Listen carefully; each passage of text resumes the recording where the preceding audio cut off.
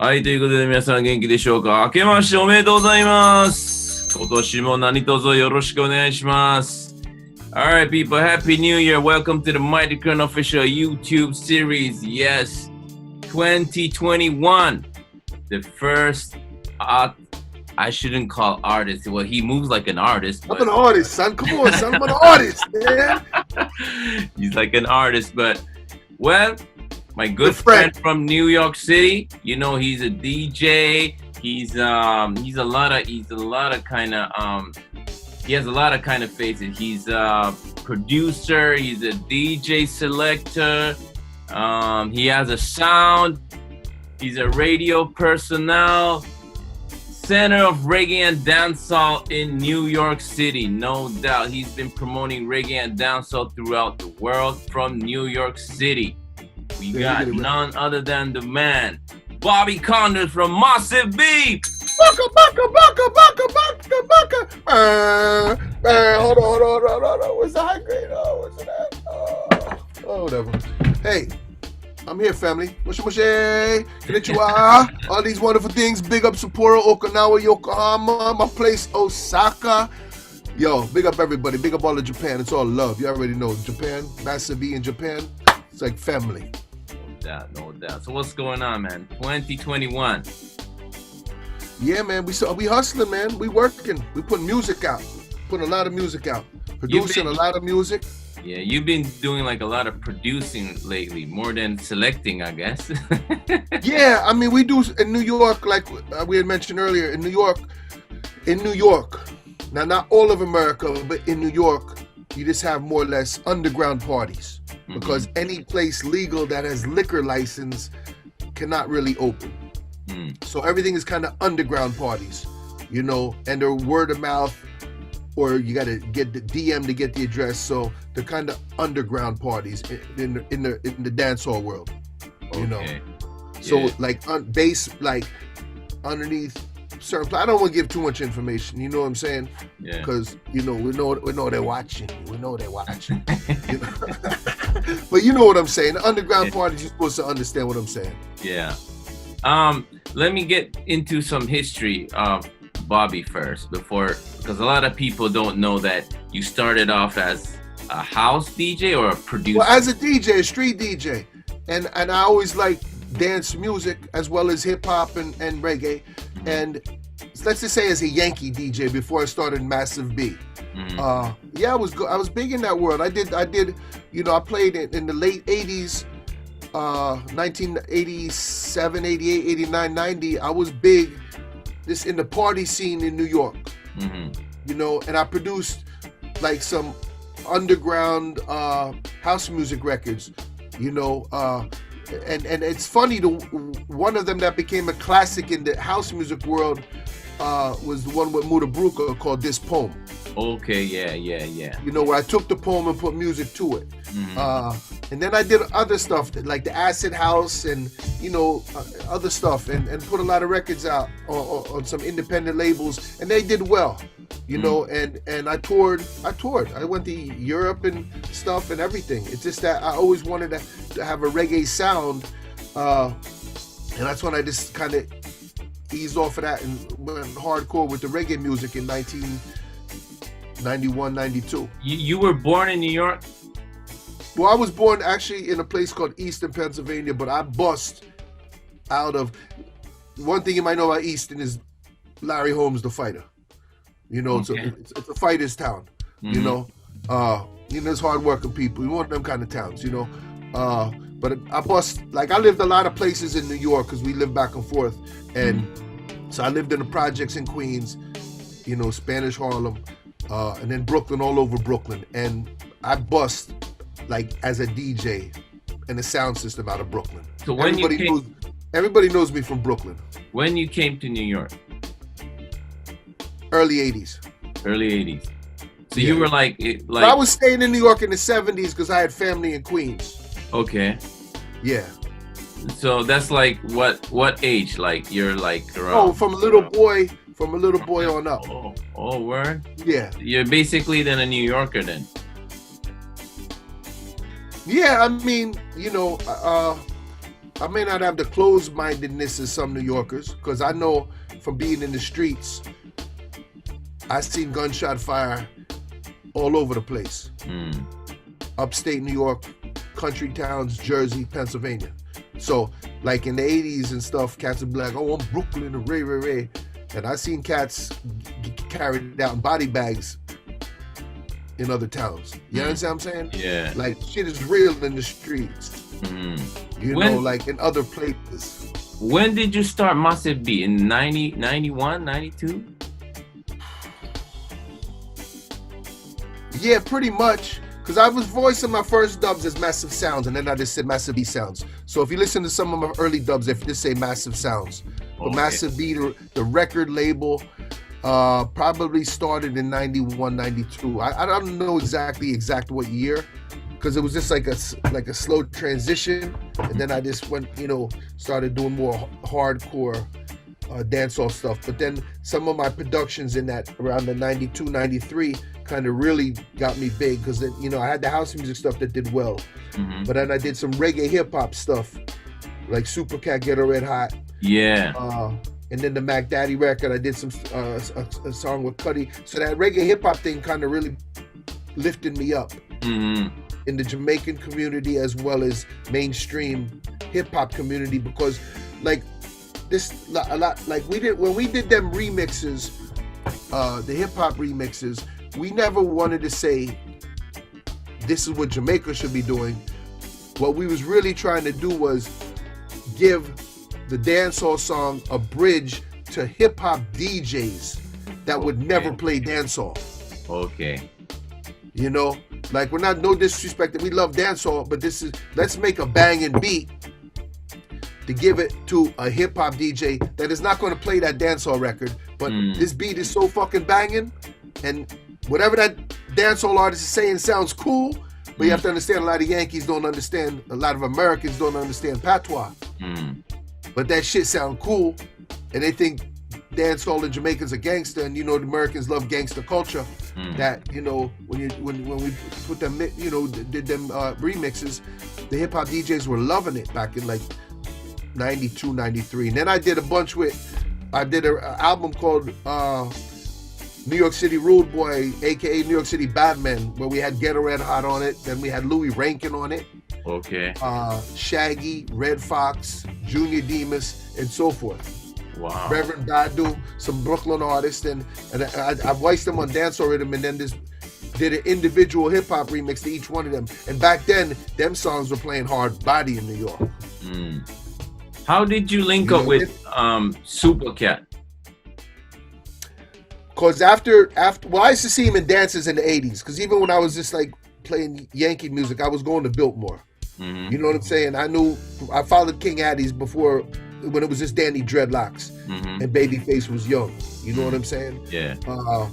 And I was going on Sundays to see Fergo Digital at Starlight Ballroom. And I was going to them dances, even though I was more like a Yankee DJ, but I love the culture, I love the music, so I was going to them dances. I was seeing Super Cat. I was going to Scorpio clashes, seeing Burrow and Cat on Addie's clash against fucking General Trees with Jack Scorpio and the Hornsmen. I was in them parties. You know what I'm saying? Yeah. Well, then after we did this Mac Daddy record, which did really well over here, right? I got picked up because my independent stuff that I did for independent labels, I got picked up as a producer. Signed to Polygram, Polydor, one of the big American labels. And we did a song called Mac Daddy. And like in New York and in Philadelphia and certain pockets of America, it became a #1 record. See. Now for a major label, a #1 record in Philly and New York or whatever isn't really that big, because America is a big place. They wanted #1 across the country. But in them pockets, it did really well.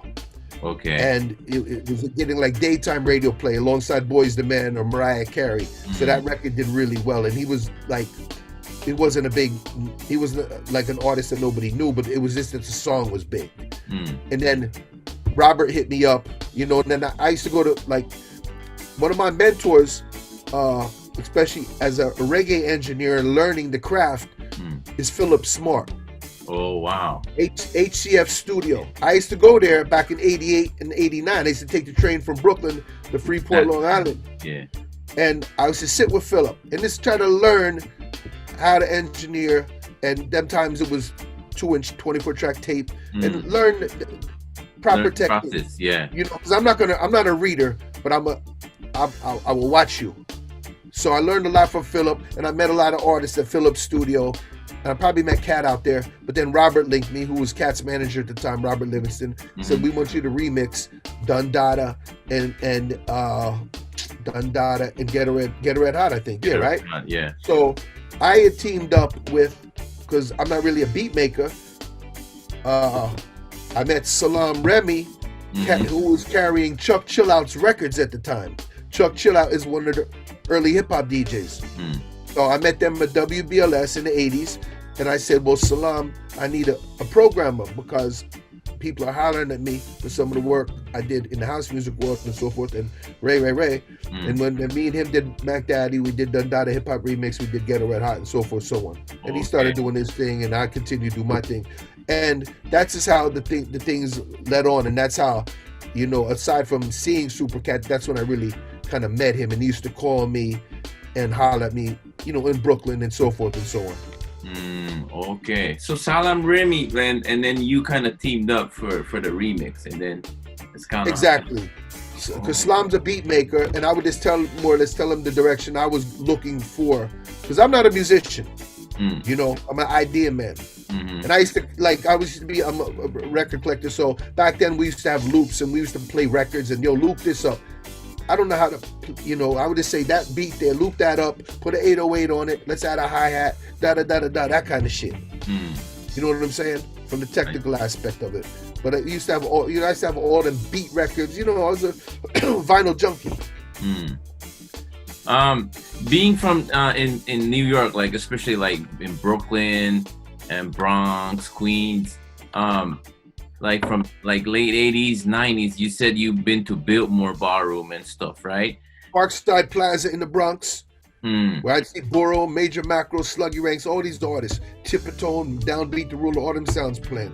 Wow. So being in like basically in a black neighborhood, like being as a white, how you never got scared?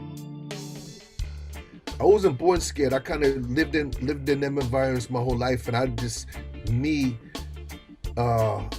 not scared of people. You know, nobody really kind of like fuck with you. No, when I was younger, I got in a lot of fights, but more on the basketball court and in the playgrounds. Wow. You know what I'm saying? As I got older and bigger, I move with respect. Like I was a nobody back in '89. I was just going to parties. Now, if motherfuckers were preying me, I mean, like,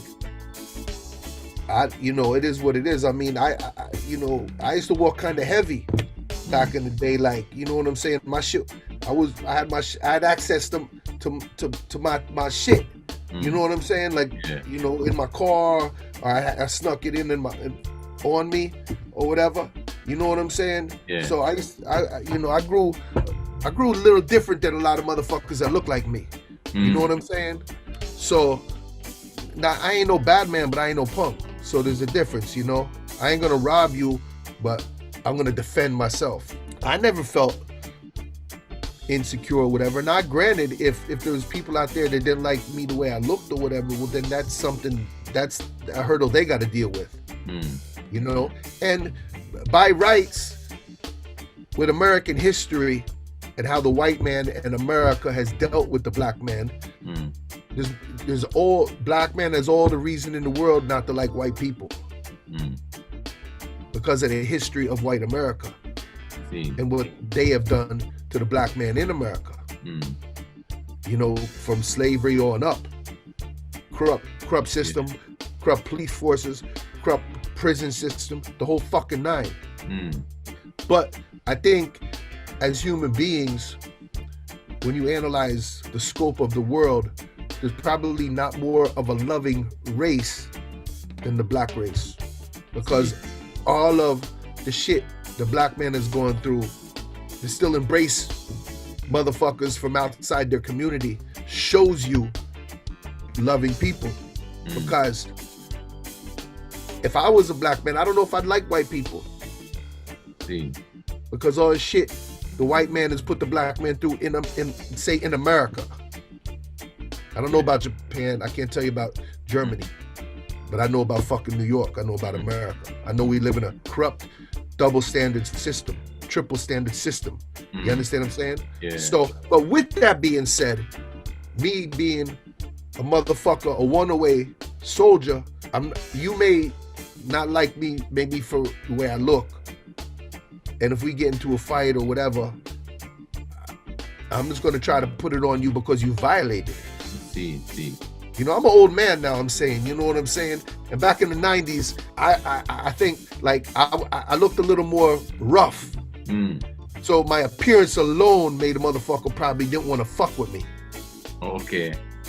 You know what I'm saying? Because I'm clean shaven now, but back in the day, I looked kind of rough and I was a little bigger. You know what I'm saying? And, you know, but don't get it fucked up. We had our incidents in clubs, especially when me and Jabba connected. We had fights and a couple shootouts in clubs.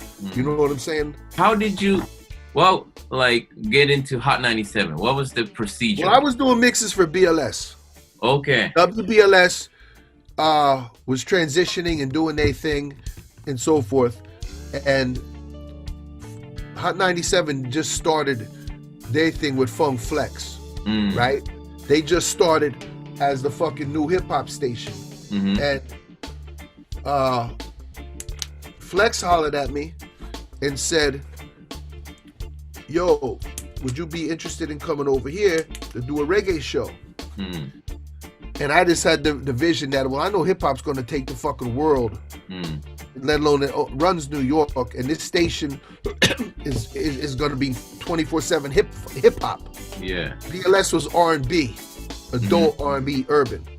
Same thing as Kiss FM at the time. And then BLS was doing whatever the fuck they were doing, and I respect BLS. They gave me an opportunity, my first opportunity in professional radio, you know, from just cleaning the floors, filing the records in the library, to being Fred Buggs' right-hand man, who was the music director, who was my mentor, who gave me my first shot. Like, I had met Funk Flex in the 80s, late 80s, when I was at BLS.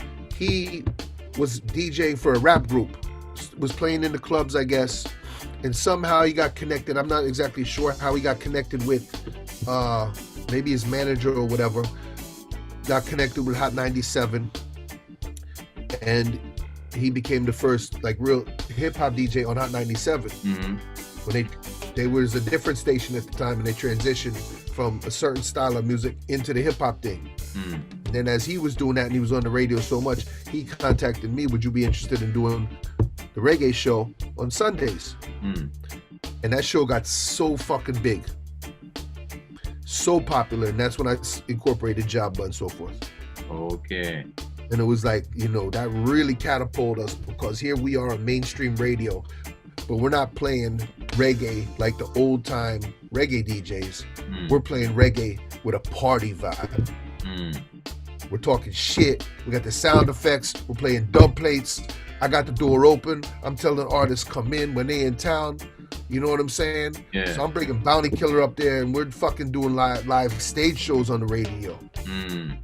You know, we're running rhythm, pulling up, sound effects. Jabba's talking shit, I'm talking shit, and Killer's talking shit.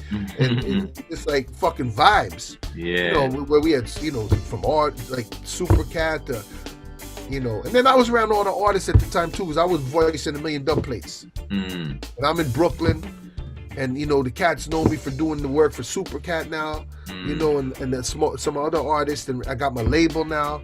You know, I'm voicing dubs. And it's like, when did you start Massive B label? 92, 91. 92, like from... Because my first one or two releases actually were house music. What was the first reggae release? Yeah. I think the first real reggae release on Massive B was Half Pint, Winner Takes It All. Okay, I have that record, man. Can you feel it when it takes it all? Oh, yeah. I keep it real. One of the nicest gentlemen you'll meet in the world is Half Pint. Yeah, Half Pint is real cool, man. And then after that came, on the same rhythm, Nicodemus. Right? because we're all fans of Nicodemus, and me and Demus became real good friends, right? Okay. And then on the same rhythm, I don't know how somebody contacted me, and he was in Brooklyn at the time, and he would come see me and hang out. It was Aina Kamosi. Oh wow. And that's it. He had Hot Stepper returning. Hot Stepper returning, my 9 and my firing. And then I also voiced on the rhythm Super C, who was a Brooklyn artist, and old Rasta artist by the name of Little Roy. Okay. And I think that was the 5 songs I released on the rhythm. Oh wow. And you know, I never understood like the business aspect of it. I didn't realize like how severe like you'd have to deal with the radio DJs in Jamaica. You know, with dealing with them, you know, paying people to, you know, play music and so forth. But then that's everywhere in the world, people are taxing. So, you know, but as my first productions, working with A-Team, Sir Ralph is a Rasta musician who built the rhythm out of Philip Smart Studio, mixing it there with Philip as my teacher. You know, I was very pleased with it, very happy. But I started making money, then I just was like, I hustled, and I remember me and Slum went and we bought my mixing board. I bought a mixing board. I was getting street, you know, I was collecting my paper, my money, and I went and paid $17,500 for an Allen Heath mixing board, analog. Wow.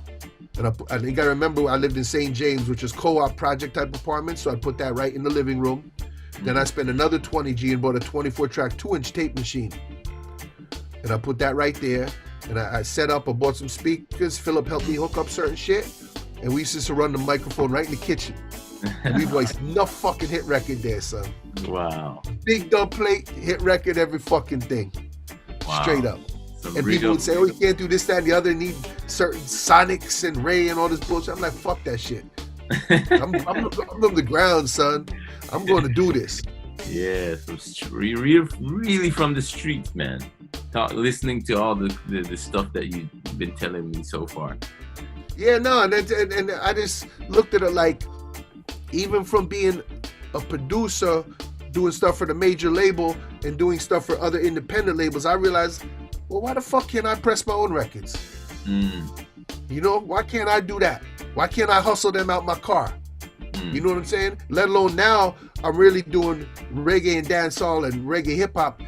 Major labels ain't gonna understand that. And if I give my shit to the next man, I know they're gonna fucking rob me. So if I believe in my shit, go spend my own money. And I used to go to Jamaican Voice or Voice Right in Brooklyn, press the records in Nashville, Tennessee, or in Pennsylvania, or in Kingston, Jamaica, and bring them back. And then I used to load them up in my Pathfinder and distribute them all fucking day. Like to every mom and pop record shop. Go to all the record store. Every record store, leave them on consignment, and then I have the receipt book, and that's why I tell you, I'd have the hammer underneath the car seat and go collect your bread. And then to the point where the label was like, I realized there's reggae nerds. Like, I look at myself as a reggae nerd, even though, you know, I'm from the ground, but like a reggae nerd. Like, I look at you as a reggae nerd. You love it. Yeah. You and your brother, you love it. I love it, right? We love it. We love the culture, we love the music. But then I realized there's people around the world like that. And I started getting people from France, Switzerland, Germany, Italy. And there was mom and pop record shops in all of them countries. So I would send things to Europe. And then sometimes you had like 1 or 2 main distributors that was more or less consolidating the European stores. Now this is outside of England. Because England would buy from Jamaica usually, right? Because they have their own Jamaican community. But the Europeans were fucking like linking up a distributor in Germany or Italy or Switzerland, and I was sending stuff all over there, and even Japan then. You had a Jamaican kid in Japan named Ricky. Yeah. He was distributing for me, as well as then you had Cisco Records, yes. Cisco used to buy my stuff, and then a bunch of other people. Okay. And you know, and I used to send them to them people, and you just develop your own network. And there would be times, real talk, I would probably have $50,000-$60,000 on consignment in the streets. Wow. From Brooklyn to Japan to fucking Europe to Trinidad or wherever. Wicked. And what would happen is, I got it to the point where I would release 2 rhythms a year, a reggae rhythm and a dancehall rhythm. And people would order the new stuff, but then order the back catalog. And then what I realized was, when I would like, because it was hard for me in 92, 93, 94 to get the top young artists in Jamaica because they were hype. But the Nicodemuses and them kind of artists were showing me mad love. Junior Reed. So I would say, you know what? I love rubber dub. I would relick old time rhythms and put foundation artists on them. And them rhythms would continually do well around the world. Because people, and the way I relick my old rhythms, if you hear them, you know that they sound good. It's not just no like digital fuck rhythm. You know what I'm saying? Like my style like sound clean. My Nicodemus Susie Wong, you know what I'm saying? It's not the original, but it's the one people are playing, and you know, sustain the test of time. You know what I'm saying?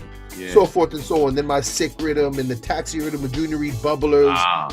Sick rhythm with Bora Westmore and Sensi. I gave Chronicle a bust with My God on the sick rhythm. Chronicle.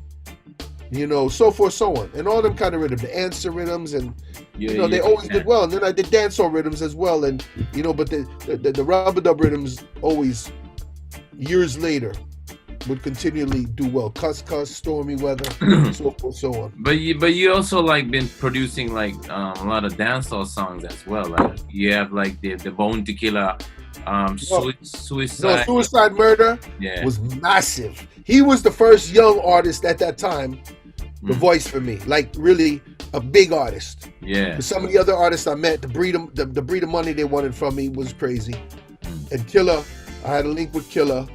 Big up Johnny Wonder, and I had a rhythm called the Black Riot rhythm.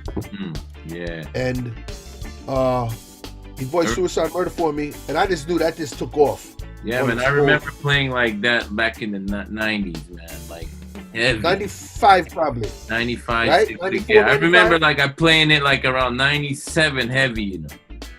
Really? Yeah, okay. Like around that time, like era, like. Before like I think that's the time like I really started. That's the first time I probably met you too. Around 97. Maybe that late? Like like 97 or 98ish. Like when you probably don't remember like first time I went to Hot 97 on your show. Okay. But I met your brother before you then. I think in Brooklyn. I meet him. You probably don't remember the first time I went on Hot 97, right? And it was General who brought me. General, Yeah, at that time, right? And then I went up there, and I still remember like I was so nervous. It was my first time on a big platform, Hot 97. I'm like, yo, Mighty Crown being on Hot 97, this is the shit. And then I was so nervous, right? And then you were asking me questions, and I wasn't like, yeah, and I couldn't even answer your fucking question. That's how nervous I was. And then after the interview, right, it was so whack, like the way how I responded, like I didn't know shit. That's why I forget probably. Yeah, and then I was like, fuck, I really fucked up. And then I remember like you telling General, like, yo, son, like, he ain't ready, son. He ain't ready at all, son. Like, get the fuck out of here. And then I was like, oh, shit. Yo, man, I was like, yo, I really fucked up. I just got nervous and, you know, I just blew up my whole fucking chat. And then what happened was like, 99. Yo, that sounds like something I would say too. Yo, he ain't ready, son. I mean, you did. I fucking remember that shit, like crystal clear. And then 2 years later, right? 2 years later, I'm back on your program again on Hot 97. And this time, I'm like, I made a mistake already, so I never did not want to make a mistake. I still even have the fucking cassette? Yeah, man. Of me, like, you know, talking Patuano and then able to answer like Yeah, and I'm trying. I'm me. I bought up you on job. I'm like, yo, what on, man? Let me play the song, man. Like, me I bought up for 2 hours, no. And That's then good. you guys are like, oh shit, this kid ready now, son. Yeah, man. And then you probably don't remember. Like, I remember that crystal clear. I'm like, shit, like, yo, I got my second chance now on Hot 97. I cannot blow this one. And it was like right before 99 World Clash, the one that I won. And Yeah, I remember. I was at that. At the warehouse. Yeah, that was just like maybe like a couple weeks before. Okay. Yeah, and then like, you know, I went there for the promotion for World Clash. And people was like, Japanese kid, what the fuck? He could talk. No, y'all fucked it up. But yo, were you there when we came to Japan for Ricky? Me and Jabba? This had to be like 94, 95. I might. We played at a big dance in Tokyo. We toured Japan. I might have been there, but I never really linked you guys. Okay. Because I wasn't ready. Like when I went on to Hot 97. That was great. Japan tours were great. Or they still are great. It's just different now, but they're still fun, you know. The love is love. I mean, you got like so much like brethrens, like your fam in Japan. Nah, Japan is love, son. I got like Turner, all the cats in Okinawa. Yeah. Cal, Osaka, Nesta. That's my boys, man. Yeah. You know what I'm saying? Like, that's my G's. You know what I'm saying? See. Like, me and Nesta turned the fuck up, son. No doubt, man. My next question, right, is you've been in New York from like 80s, late 80s, 90s, 2000, all up till now, and you're in the streets. And what's the major difference that you see, like from back in the days and now? They say from a reggae dancehall perspective, what we were talking about earlier, from the 90s to the early 2000s to 2020, well, today's generation, young party generation, is not as concerned about a dub plate.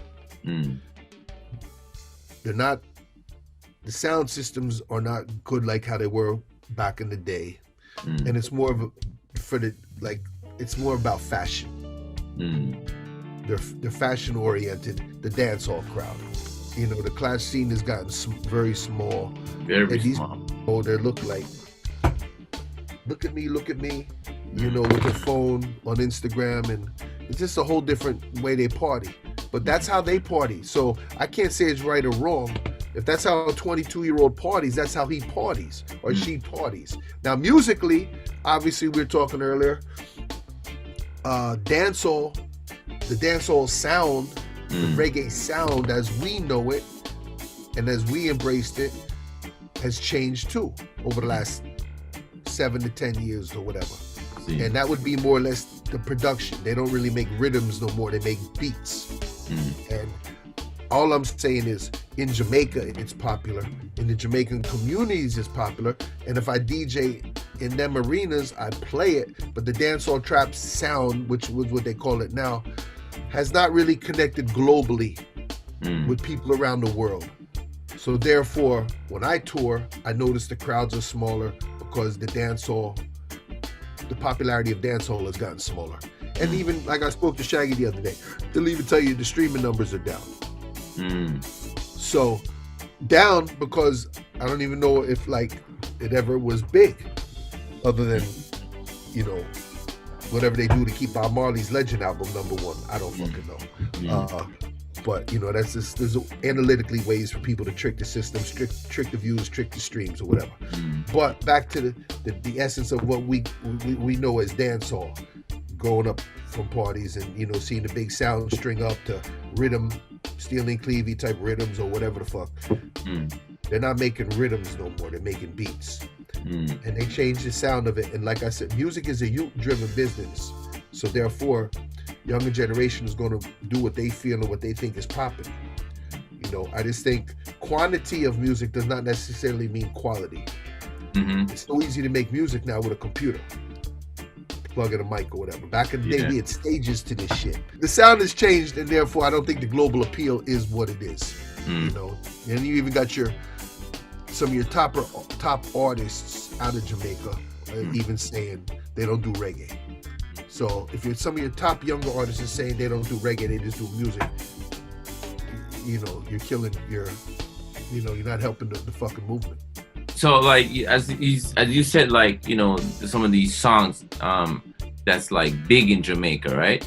It doesn't get played in streets in New York? I think the big dancehall songs get played in the streets within the dancehall community, the Jamaican community, but the hip hop community has not embraced that sound as much as back in the 90s, early 2000s, where you would hear hip hop DJs do in their parties 15, 20-minute reggae dancehall sets. You know what I'm saying? Yeah. So like I would just say commercially, the songs that have probably transferred to the hip hop community over the last couple of years would be Cartel Fever, Conscious, Broke Off Your Back, Mr. Vegas, I'm So Blessed, Red Bull and Guinness, I'm Drinking Red Bull and Guinness, and more recently a couple Afrobeats records, and then the fucking Hood Celebrity Run Road, Vibes Cartel I put out About Us the other day. They're the ones that the hip hop DJs were playing. Okay. You know? But the ones that you know is the hardcore biggest songs, they're not, hasn't transferred over. I see. Well, I guess it's a global, you know, it's a global effect, I should call it. What's for you for 2021? Well, the continuation of releasing records. Like I just in December I released an Anthony B, Back to Normal, which is a very catchy song. This past year we just released the Cartel About Us early in the year, Diamond Treasure and Cheddar and Cyclone, younger artists. I released the UK drill, hip hop, Pop Smoke sounding stuff with Junior Reed Bagler and Cartel Badman, Vibes Cartel. Did the Reggae One Drop remixes that are just released. And then I'm 2021 coming. I just gonna keep putting more music out. Hopefully, I got a next Cartel to line up. I'm going to drop a Mountain. Cheddar Boss has a song with Javinci coming, real nice song. I'm just gonna put music out, some reggae, some dancehall, some fusion, dancehall trap things or whatever, and just keep grinding. Well, one thing I would like to mention, you know, Master B is more of a juggler, but you know, I do a couple dub plates here and there. Before this Clash thing started, Walshy Fire hit me up, and you know, I put Clash against Jazzy T Renaissance at the beginning of the Corona, COVID, whatever they call it. You know what I'm saying? And I exercised some of the dubs, and you know what I'm saying? It was doing a clash. Quarantine clash, they called it. That's right. You know what I'm saying? And I did come out with it. So maybe in 21, you know what I'm saying? I'll do a couple clashes. I don't know. The door open right now. You know, I don't know. I might have to get my David Roddy and Mighty Crown on. I don't know. You know what I'm saying? Because like I represented New York really well. And let me tell you something. In that little 1 hour, I got to play a couple dubs. The dub box is fully fucking loaded. Don't get it fucked up. Yo, you got a lot of dubs. Whereas if you're ready to take off ready to kill some sound in 2021. Well, people, we got. I'm trying to think. In the gram, man. They can get at me in the gram. Bobby Konders with a K, Konders. Yo, remember we were J Rex this year, a Japanese artist as well on the Massive B label. Yeah, man, keep on doing that great work, man. One last message to your Japanese fans, man, to the world, because not only the Japanese, them watch this, the whole world I watch this. I know your thing is global, son. Stop it, man. Your shit Ghana, fucking Kingston, Jamaica, Russia, Poland, fucking Philadelphia. Come on, yo. Some of them artists need to link back fucking Mighty Crown when they call, man. Play your fucking position, son. Fucking, you can't go to fucking Japan and get slapped the fuck up. No. Yo, I come with love. I promote love. So people around the world, walk with love in your heart. Big up all of my Japan fans and my friends, you know what I mean? My fan and people anywhere around the world. Yeah, man, respect, man. はい、ということで今日はボビ Late over there, ーの son. インタビューでした。ありがとうございます。